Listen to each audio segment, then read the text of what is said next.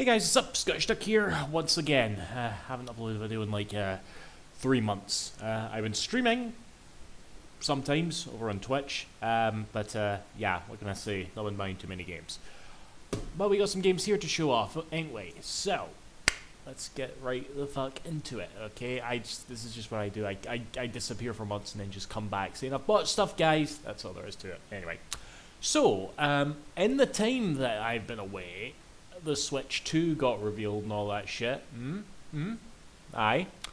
I like what I've seen so far. I'm gonna get one. Of course I'm gonna fucking get one. Bit pricey, but, you know, it's not gonna stop me. It actually was enough to get me to subscribe to the Nintendo Switch expansion, which is what I got here. I know this isn't technically like a collection, but there you go. I'm playing GoldenEye with a still brilliant game, by the way. But yeah, because obviously the expansion pack is going to have like GameCube support on the Switch too. Can't wait. And honest to God, I really like that. Okay, I've been playing a bunch of N64 games. I replayed Mario 64. Currently doing like Ocarina of Time, GoldenEye, Yoshi's Story. I was playing like Dr. Mario 64. Never played that before, but I was playing a little bit of that. Yeah, it's brilliant. I'm loving it. Obviously, you got like the Game Boy Advance and the Mega Drive stuff there, which is also really cool. But yeah, there's a lot of shit on that service now. I know we all dunked on it when it first came out, and the emulation was like shite for the N64, but apparently it's been fixed. It feels really good in that, so I am honestly quite happy about it. Can't wait for the GameCube stuff. Gonna get a Switch 2 for that, which who knows when the fuck that'll happen, but we'll see.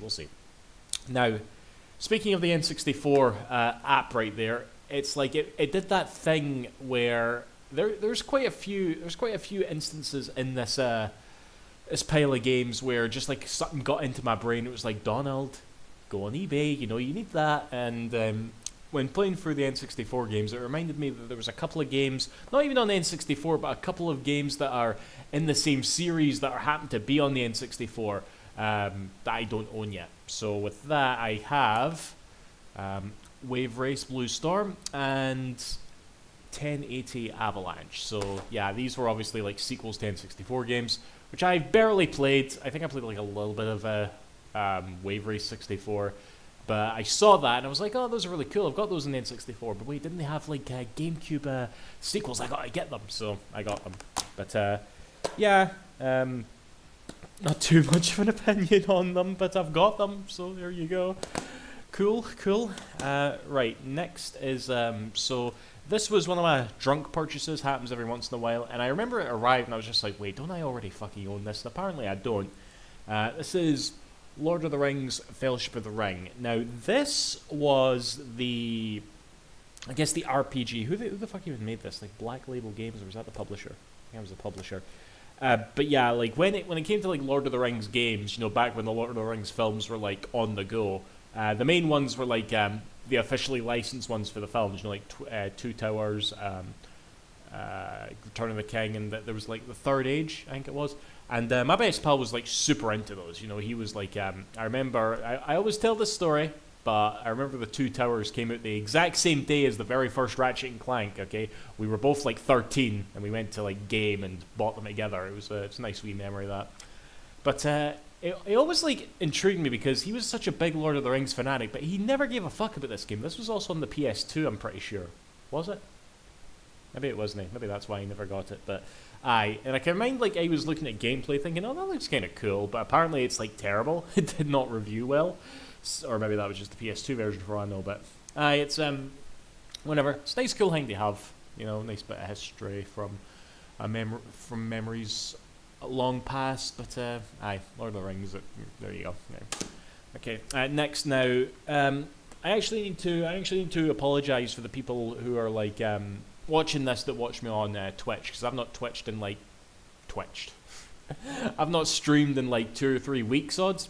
And I was doing a Ratchet and Clank Rift Apart finally, which I kind of want to redo because my last part of it was like atrocious. I didn't realize my microphone was defaulting to what is built in on the PS5 controller, so it's just me talking in a really echoey, well, more echoey than usual room, and the analog sticks are just clicking constantly. It was atrocious, and nobody tell me. But anyway. But the reason I've no went back for a while is because of this game.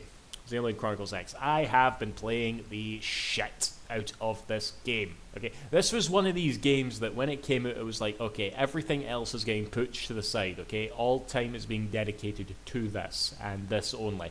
And I'm about like 85 hours into it now. I've actually just recently got to the new content. You know, the content because this game was obviously originally released on the Wii U. I played it back then, yeah, I've finished the Wii U portion, but now there's like an epilogue, which it's not uncommon for these like Monolith Soft games, for Xenoblade games, I should say. You know, they love to add like an extra scenario and stuff. And apparently, the scenario that they added here was originally planned DLC for the Wii U game, but the Wii U ended up being the Wii U, and now, yeah, it's so cool that they like restored it and all that. But aye, man, it's so good. It's so good. I don't think I really appreciated it first time round on the Wii U. You know, not because it was like on the Wii U, but because I don't know. I feel like I want to like make a video rant about my current thoughts on Xenoblade, like as a whole, because like I have such a big history with that series, you know. But I'm definitely a fan. Sans Xenoblade 2, fuck that game. But aye, this is really, really, really good. I highly recommend it, guys. You can jump into this one, but let's face it, you're probably better off starting with Xenoblade 1. But if you're a Xenoblade fan, go for this. This is really good shit. So, yeah, there we go.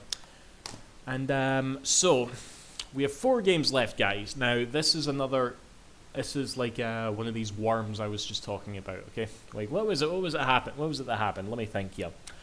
So, a new Atelier game was coming out. Atelier Yumiya. What's the subtitle for this one? The Alchemist of Memories and the Envisioned Land. That is the first time I've read that, I promise. But yeah, this was coming out, and I may even have said in the last collection update, but Tecmo Koei is a company that I've kind of like I feel like they're kind of getting along quite well at the moment. You know, we have like Ninja Gaiden making a grand return. Apparently that Dynasty Warriors game was really good. And Atelier was a series that I was a big fan of back on the PlayStation 3. You know, like Rorona, Totori, Maruru, Aisha, Esha and Logi, and Shally. You know, like I played all those. Didn't finish all of them. In fact, I think I only finished Aisha, quite frankly. But after that, I kind of like fell off. Like I picked up some of them when I found them for cheap. I was just like, all right. And obviously, over the past few years, we've had the Ryza trilogy, or Riza, whatever the fuck you say it. Atelier Riza, the lassie with the thick thighs. All right, big wobbly thigh physics. Okay, and the series kind of blew up, at least compared to that, because it was like very niche at first. But Ryza definitely like brought it into the public eye quite a lot. You know, thick thighs save lives. What can you say? And I played Ryza 1 for a few hours and then just like dropped it, which has kind of been like where I've been with the Atelier series since I played quite a fair bit of it, Atelier Shally, back in the day on the PS3. But I was just on like eBay or Amazon or wherever the fuck, and I like noticed what was it was. I can't even remember what game it was, but I saw like one of them was like really expensive, and I started looking at all the ones that I didn't own yet, and they were also like quite expensive. And I was just like, oh no, I gotta get these. I gotta get them quick. It was just like, it was a total brain takeover. Common sense was just like, no, Donald, you suddenly care about this more than fucking anything. You are gonna go out there and you are gonna buy every fucking Atelier game, no matter what the cost. All right, that's just, it's. I'm not well, guys. All right. So yeah, I picked this up. You know, Atelier Yumiya. I actually planned to go on to this right after I'm done with Xenoblade, whenever the fuck that would be. But I also managed to pick up, this is probably me reading the titles again for the very first time, Atelier, Lide, and Suel, the Alchemists of the Mysterious Paintings. There you are. Atelier Sophie 2, I have the first one. That was one of the ones that I did pick up. And here's Atelier Ryza 3. Look at the thighs, man. Look at the fucking thighs. But, aye. I think what I'm missing is Atelier Marie, which was the remake of the very first Atelier game, I believe, with the chibi art style. Atelier Riza 2, that one's pricey. That one's gonna hurt when I eventually like lack the willpower not to buy that one. And what was it? Atelier Lu. Come back on monitor. Thank you. And Atelier Lualu, whatever the fuck it was called. The one that's apparently like a sequel to the original trilogy, you know, like Rorona, Totori, and Maruru. That's actually what's quite cool about the Atelier series. There's like a bajillion of them, and they're not all connected, but certain ones are connected. You know, like there's a trilogy, for like the Rise of the trilogy, for example. Those are obviously connected, and like the original, there was 2 trilogies on the PS3, and you can like obviously look this up relatively simple, and you can start based on that, which I quite like. I do quite like. So, I guess I'm on like an Atelier. Who knows if I'll get round to these? Look at this shit. This is like, how many years of your life am I holding right now? It's unbelievable. But yeah, that's everything there, guys. I might not even have like another collection update until the Switch 2 is out. I don't know if I'm gonna get one at launch. I'm not like, see, I don't want to stress out about a console launch anymore. I just want to like wait until I can go on Amazon, click a button, or go into a shop and just put my money down and walk out with the thing. I don't want to sit there on a website and just like constantly hit refresh and just like, I can't be arsed with the stress, you know. And I'm willing to put that stress aside and just wait patiently until the console's available. But ask me that again when Donkey Kong Bonanza comes out. Fuck me, that game looks amazing, and I will probably start losing it when we get closer to that release date. I'll like need a console, but that's not for a wee while. So anyway, that's that, guys. Yeah, see you after. Thanks for watching. Bye bye.